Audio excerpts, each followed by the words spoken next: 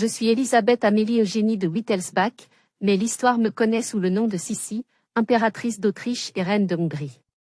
Mon histoire commence véritablement le 24 avril 1854, le jour où, à l'âge de 16 ans, je suis devenue l'épouse de François-Joseph Ier, empereur d'Autriche. Je me souviens encore du poids de la couronne et des attentes qui s'abattaient sur mes frêles épaules. Ce mariage, célébré en grande pompe à Vienne, a marqué le début d'une vie où la liberté de mon enfance en Bavière s'est heurtée aux rigueurs implacables de la cour des Habsbourg. Je n'étais pas préparée à la vie à la cour. Élevée dans la simplicité et la nature de Possenhofen, mon cœur était épris d'une liberté que le protocole viennois étouffait.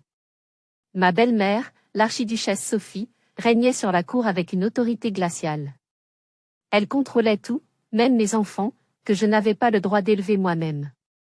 Cette douleur, celle d'une mère privée de ses droits, m'a marquée à jamais.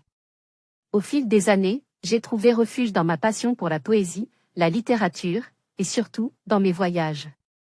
Voyager était mon évasion, mon remède contre l'étouffement de la cour.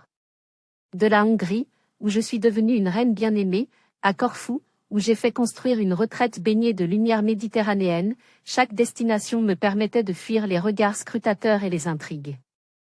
Ma relation avec François-Joseph, bien qu'empreinte de respect mutuel, s'est transformée au fil des ans. Si j'étais pour lui une muse et une confidente, nos vies ont suivi des chemins de plus en plus divergents. Sa loyauté envers l'Empire et ses responsabilités l'attachaient à Vienne, tandis que mon esprit s'égarait dans des quêtes personnelles, à la recherche de sens et d'un bonheur qui me semblait insaisissable. Mais ma vie n'a pas été que douleur. En 1867, je suis devenue reine de Hongrie, un pays dont le peuple m'a accueilli avec un amour et une admiration qui m'ont réchauffé le cœur. La Hongrie, avec ses vastes plaines et son peuple fier, a été pour moi une seconde patrie, un endroit où j'ai trouvé une partie de l'apaisement que je cherchais. Pourtant, les tragédies n'ont cessé de jalonner ma vie.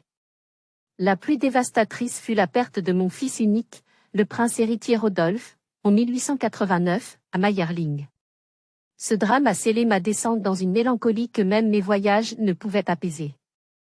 Le 10 septembre 1898, à Genève, ma quête d'anonymat a pris fin tragiquement.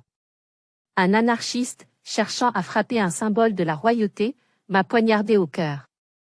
Ironiquement, moi qui avais passé ma vie à fuir les conventions et les regards, je suis devenu, dans la mort, un symbole immortel.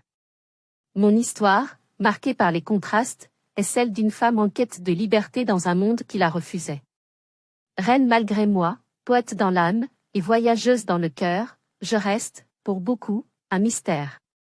Mais si l'on devait me résumer, je dirais que j'étais avant tout une âme libre, en lutte perpétuelle contre les chaînes invisibles du destin.